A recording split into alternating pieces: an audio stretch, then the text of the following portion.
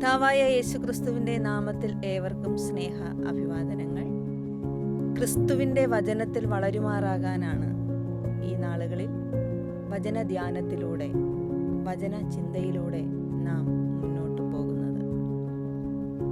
മകനെ, പതുക്കെ പോകൂ. കേട്ടറിഞ്ഞ ഒരു സാങ്കല്പിക കഥയിലെ ഒരു പ്രസക്തമായ ഒരു ഭാഗമാണ് ഇത്. ഒരിക്കൽ ഒരിടത്ത് ഒരു അമ്മയും മകനും വളരെ സ്നേഹത്തോടെ ജീവിച്ച രണ്ടുപേർ ഉണ്ടായിരുന്നു. ഒരിക്കൽ ഈ മകന്റെ പ്രണയിനി ഈ മകനോട് ആവശ്യപ്പെട്ടു, നിനക്ക് എന്നോടാണോ എൻ്റെ അമ്മയോടാണോ സ്നേഹം? ഈ മകൻ തൻ്റെ പ്രണയിനിയോട് പറഞ്ഞത്, എനിക്ക് നിന്നോടാണ് സ്നേഹം. എന്നാൽ ഈ പെൺകുട്ടി ഈ മകനോട് ആവശ്യപ്പെട്ടു, എങ്കിൽ എനിക്ക് നിന്റെ അമ്മയുടെ ഹൃദയം വേണം. ഈ വാർത്ത കേട്ട ഈ മകൻ തൻ്റെ അമ്മയുടെ അടുക്കലേക്ക് ഓടിച്ചെന്ന് അമ്മയോട് പറഞ്ഞു, അമ്മേ, എനിക്ക് അമ്മയുടെ ഹൃദയം വേണം. വളരെ സ്നേഹത്തോടെ വാത്സല്യത്തോടെ ഈ അമ്മ ഈ മകനോട് പറഞ്ഞു, മകനെ, എൻ്റെ ഹൃദയം നീ എടുത്തോളൂ. അമ്മ കൊടുത്ത ഹൃദയവുമായി താൻ സ്നേഹിച്ചിരുന്ന പെൺകുട്ടിയുടെ അടുക്കലേക്ക് ഓടി വരുന്ന വഴിയിൽ ഈ മകൻ ഒരു കല്ല് തട്ടി വീഴുവാനായിട്ട് തുടങ്ങി. മകന്റെ കയ്യിലിരുന്ന ഹൃദയം മകനോട് പറഞ്ഞു, മകനെ, പതുക്കെ പോകൂ.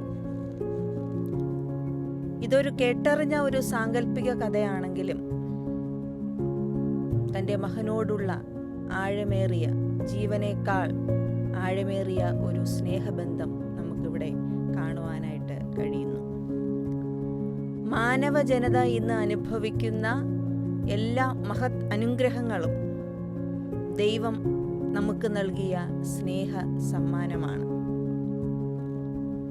ആ ക്രിസ്തുവിൻ്റെ സ്നേഹം അകലെയല്ല, ആ സ്നേഹം മനുഷ്യരുടെ ഇടയിൽ നിറഞ്ഞു. മനുഷ്യനോടുള്ള ദൈവത്തിൻ്റെ സ്നേഹത്തിന് യാതൊരു പരിമിതിയും ഇല്ല എന്ന് ക്രിസ്തു തൻ്റെ സ്നേഹത്തിലൂടെ നമുക്ക് വെളിപ്പെടുത്തി തന്നു. പുതിയ നിയമത്തിലെ ഏറ്റവും മഹത്തായ വേദഭാഗം എന്ന് അറിയപ്പെടുന്ന ഒരു ഭാഗമാണ് ഫിലിപ്പിയർക്ക് എഴുതിയ ലേഖനം 2-ാം അധ്യായം 6 മുതൽ 8 വരെയുള്ള വാക്യങ്ങൾ. വേദപണ്ഡിതന്മാർ ഈ ഭാഗത്തെ കെനോസിസ് ഭാഗം എന്നാണ് വിളിച്ചിരിക്കുന്നത്. ക്രിസ്തു തന്നെത്താൻ ശൂന്യമാക്കുന്നതും തന്നെത്താൻ താഴ്ത്തി സ്വർഗത്തിൽ നിന്നിറങ്ങി ഒരു ദാസനായി ക്രൂശിലെ മരണത്തോളം തന്നെത്താൻ ഒഴിച്ചു എന്നുള്ള ഈ ഭാഗം അറിയപ്പെടുന്നത് തന്നെത്താൻ ക്രിസ്തു ഏൽപ്പിച്ചു തന്നു എന്നുള്ളതിനെ കുറിച്ചാണ്. ഈ സ്നേഹം അകലെയല്ല, ഈ സ്നേഹം മനുഷ്യരുടെ ഇടയിൽ പാർത്തു. സൗഹൃദത്തെ ഒരു വിൽപ്പന ചരക്കാക്കി മാറ്റിയ ഒരു സുഹൃത്തിൽ നിന്നാണ് വിശുദ്ധവാരം ആരംഭിക്കുന്നത്. പടയാളികൾ ഓരോന്നും ചെയ്യുമ്പോഴും നമുക്കറിയാം പടയാളികൾ ഇതേ ചെയ്യുകയുള്ളൂ. പീലാത്തോസ് ഓരോ സമയവും തീരുമാനമെടുക്കുമ്പോഴും നമുക്കറിയാം പീലാത്തോസിന് ഈ തീരുമാനങ്ങൾ മാത്രമേ എടുക്കുവാൻ കഴിയുള്ളൂ എന്നും. പക്ഷേ സ്നേഹം പ്രതീക്ഷിച്ച സ്ഥാനത്ത് സഹനത്തിൻ്റെ കാഠിന്യമേറിയത് സ്നേഹം ചതിക്കപ്പെട്ടപ്പോഴാണ്. സ്നേഹത്തിൻ്റെ ഭാഷയിലാണ് പാപം ചതിയിൽ അകപ്പെട്ടപ്പോൾ സ്നേഹം കയർപ്പുള്ളതായി മാറുകയും സ്നേഹം മലിനമാകുകയും ചെയ്തു. ഈ സ്നേഹം തിരിച്ചറിയുവാൻ, ഈ സ്നേഹം വീണ്ടെടുക്കുവാൻ, ഈ സ്നേഹം അകലെയല്ല, നമ്മോടൊപ്പമുണ്ട് എന്ന് തിരിച്ചറിയുവാൻ, ഈ സ്നേഹം ഇന്നും നമ്മളെ ചേർത്തു കൊണ്ടിരിക്കുന്നു എന്നുള്ളൊരു ശബ്ദം കേൾക്കുവാനായിട്ടാണ് ക്രിസ്തു മനുഷ്യരുടെ ഇടയിൽ ദാസരൂപമെടുത്ത് തന്നെത്താൻ വിളങ്ങി ക്രൂശിലെ മരണത്തോളം നമുക്ക് വേണ്ടി ഈ സ്നേഹ സമ്മാനമായി തൻ്റെ ജീവനെ നമുക്ക് നൽകിയത്. ആ ശബ്ദം ഇപ്പോഴും നമ്മുടെ കാതുകളിൽ കേൾക്കുന്നു. മകനെ, ഞാൻ നിനക്കുള്ളതാണ്. മകളെ, ഞാൻ നിനക്കുള്ളതാണ്. നിന്റെ ഏത് പ്രതികൂല കാലഘട്ടങ്ങളിലും, നിന്റെ സഹനത്തിലും, നിന്റെ കാഠിന്യത്തിൻ്റെ അനുഭവങ്ങളിലും, നിന്റെ പ്രതികൂല സാഹചര്യങ്ങളിലും ഈ ശബ്ദം ഇന്നും നമ്മളോടൊപ്പമുണ്ട്.